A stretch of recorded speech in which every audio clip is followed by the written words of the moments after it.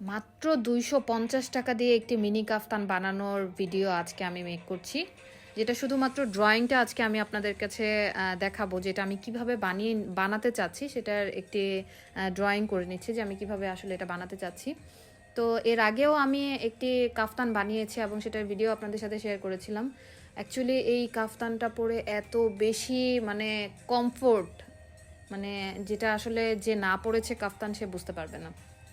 আমি পার্সোনালি কাফতান ড্রেসটাকে একদম ডিসলাইক করতাম একটা সময়ে, মানে খুবই ইরিটেটিং লাগতো, দেখতেও ইরিটেটিং লাগতো, মানে খুবই আমার কাছে ভালো লাগতো না কাফতান।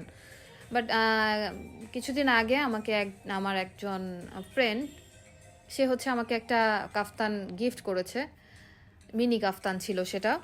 তো আমি এটা পরার পরে জাস্ট কি বলবো, ফ্যান হয়ে গিয়েছি আমি এটার, মানে কাফতানটার জাস্ট ফ্যান হয়ে গিয়েছি।